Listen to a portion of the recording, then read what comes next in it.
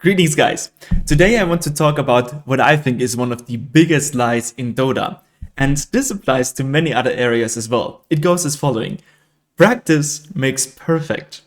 This seemingly sweet and cute and nice little phrase that you hear so many times, practice makes perfect, is actually really, really wrong, I think. It's really wrong in a fundamental sense. If you say that practicing includes a sort of repetition, something that you do over and over again, and you think you can reach perfection or even improvement out of it, this statement is accurate only to a very limited degree. And in order to demonstrate this, we are going to Dota buff, and then we're going to players, and here you can rank the players, like sort them for most matches played or time spent playing. And this is going to be fun.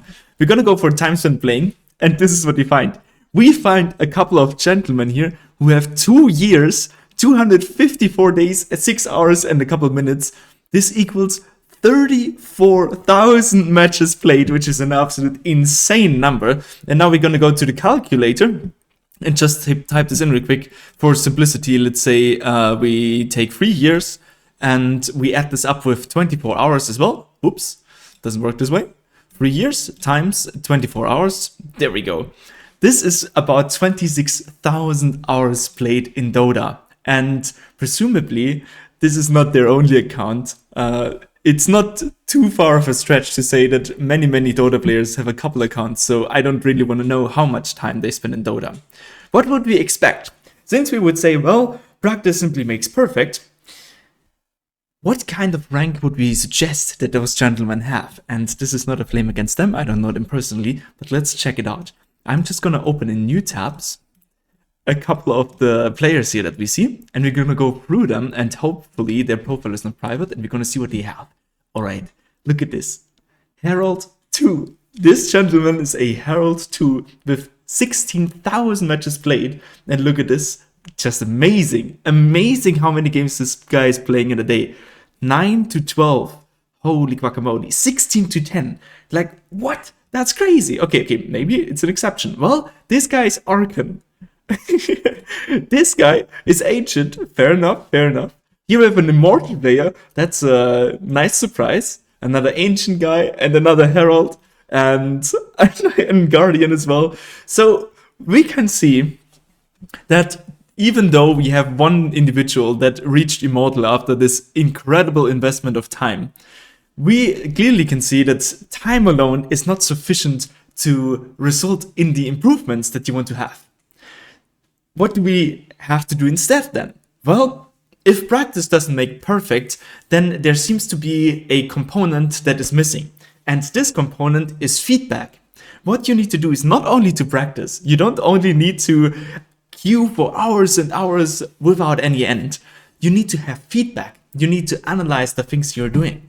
What I would assume, of course, you can still say those people are having fun at Dota and they're enjoying the game and doing it for other reasons than improvement. But what I would be assuming is that those individuals, they do not have a feedback loop. So they play games, they have the games as a result, and then they just go into the next without having anything that transfers from that, without having anything that they can take away and implement in the next game. Without any feedback, you can do as much as you want, and wherever you end up is just your natural state. That's like whatever rank you end up is just where your intuition leads you. And this can be extremely random. This could be at Immortal, this could be at Arcan, this could be at Crusader, whatever.